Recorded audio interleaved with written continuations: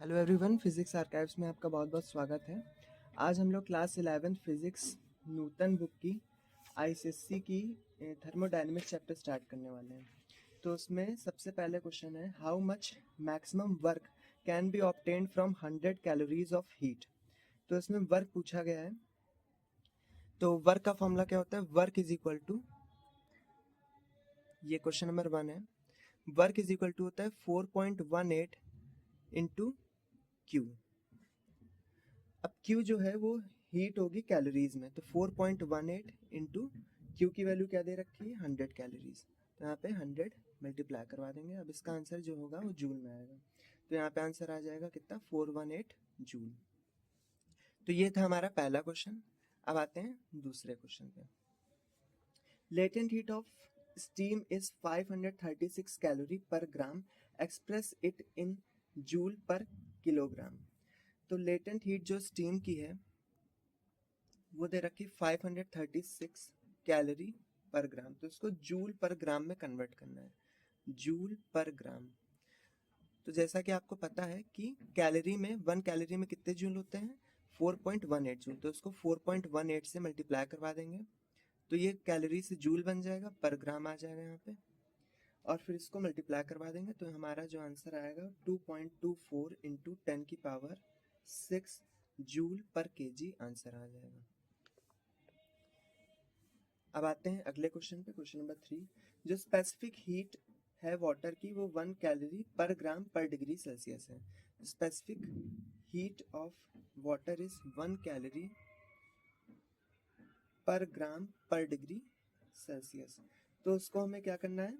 Joule per KG पर degree Celsius में बनाना है। कहने का मतलब है ये इस तरीके से लिखा हुआ है, ग्राम और डिग्री सेल्सियस। ये 1 ग्राम 1 डिग्री सेल्सियस। तो इसको अगर हम लोग जूल में बनाएंगे तो क्या हो जाएगा? 4.18 जूल डिवाइड बाय 1 ग्राम को अगर केजी में चेंज करेंगे तो फिर 10 की पावर -3 केजी, और डिग्री सेल्सियस को हमें चेंज नहीं करना है तो ये इसी तरह लिखा रहेगा।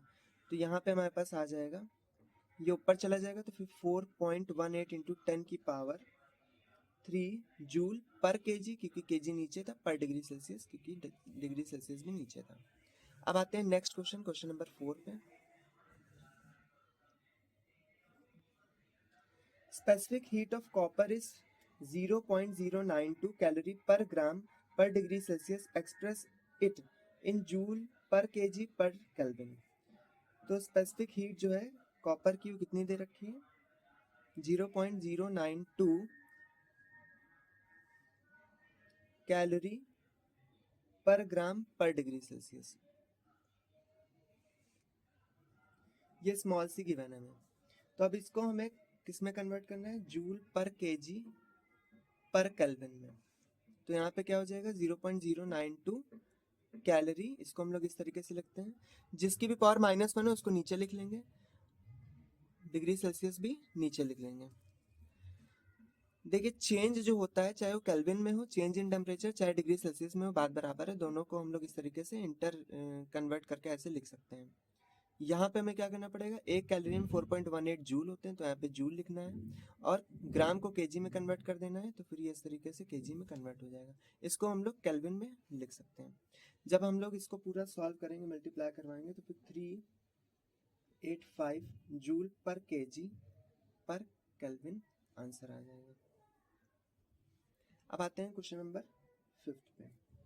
क्वेश्चन नंबर 5 में बोला गया, if in stopping a car of mass 800 kg by applying brakes 41.8 kilocalorie of heat is produced, then what was the speed of the car before applying the breaks.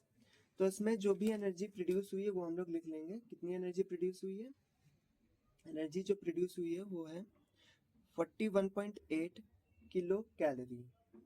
इसको हमें joule में convert करना है। सबसे पहले kilo calorie, तो इसको calorie में चेंज कर लेते हैं। तो यहाँ पे हो जाएगा 10 की पावर 3 कैलोरी। अब कैलोरी को क्या करेंगे हम लोग? जूल में चेंज कर लेंगे। 4.18 इंटू 10 की पावर 3 इंटू 4.18 जूल। अगर हम लोग इसका एक डेसिमल आगे शिफ्ट कर दें, इस साइड शिफ्ट कर दें, तो यहाँ पे एक पावर बढ़ जाएगी। तो यहाँ पे 4.18 इंटू 10 की पावर 4 इंटू 4.18 जूल आ जाएगा। फिर अब आगे क्या करना है हमें, इसमें बोला गया कि इसकी वेलोसिटी पहले क्या थी, ये निकालना है कि इसकी वेलोसिटी पहले क्या थी जब ये चल रही थी।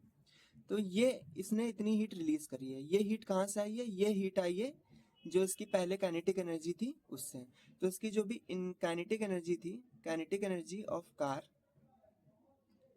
वही हीट के फॉर्म में रिलीज हो गई है। तो हम लोग यहाँ पे क्या करेंगे, काइनेटिक एनर्जी ऑफ कार लिखेंगे।